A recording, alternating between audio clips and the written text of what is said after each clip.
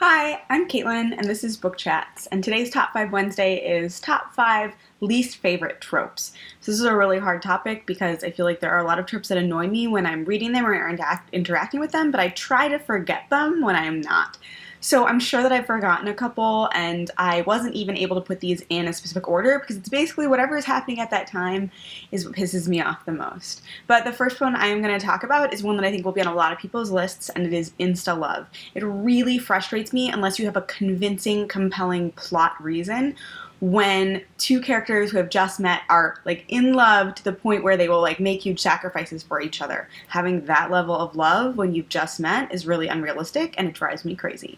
I'm sorry, I also didn't look up like the official names of these tropes, so if you know official names for some of these tropes, or if you're like, that's not actually a trope, that's just like a plot device that annoys you, like, please feel free to let me know in the comments below. The next trope I'm going to talk about is also one that I think I hear people talk about a little bit, which is the kind of situation where conflict is provided or perpetuated because two or more characters won't talk to each other. If the solution could have been talking to each other and there's not a compelling plot reason you can't talk to each other, it's frustrating. I know that there's actually some books I enjoy that have this as a conflict. I recently saw someone mention that the second book in the Daughter of Smoke and Bone trilogy, Days of Blood and Starlight, has kind of this element going on, and I love that book. It's my favorite of the trilogy, but I think for me it's compelling and believable enough that the fear that grips the main character if she does talk about things to other people is real. So kind of with all of these tropes, there are certain occasions in which they work for me, but again, like,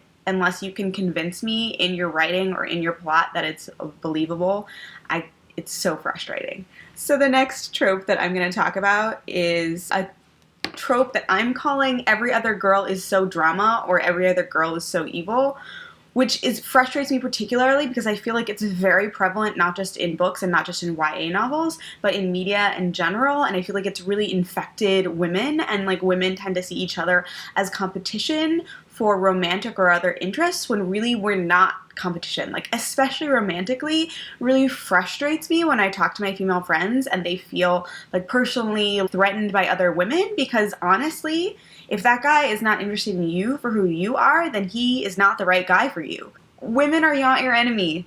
Women are not your enemy. And I think that I see this a lot, and I've always been someone who has a lot of really strong female friendships in my real life, and so it frustrates me when I feel like this idea in fiction and in the real world gets in the way of female friendships.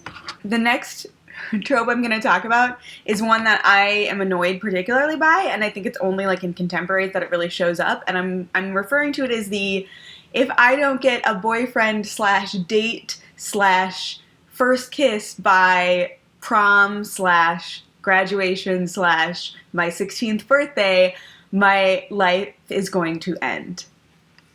When I was actually in high school, this was annoying to me, and I didn't read a lot of YA partly because of a perception of this. But like today, it's even worse because as a functioning adult who didn't date in high school and didn't have a lot of these things, I was totally fine, and it was not a problem, and I loved high school. So seeing this in characters, if this is like the driving force of the plot, it's really frustrating to me, and I pretty much will just give up the book. Like, there's definitely situations in which maybe a character has these feelings, but over time they develop and change and they have dynamic growth. But if I pick up a book and the plot of the book is, will I have a boy by the end of this book? I'm just like, no. And this could be applied, I guess, to other types of relationships too. Like, if the plot of the book is, will I have a romantic relationship by the end of this book? Like, no. That's not a plot, guys. That's not, no.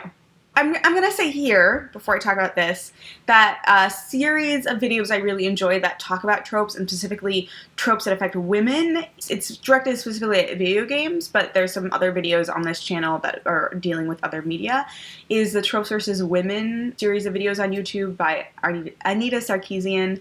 I'll probably put a little link up above. I think they're really interesting, and I think they're really worth watching.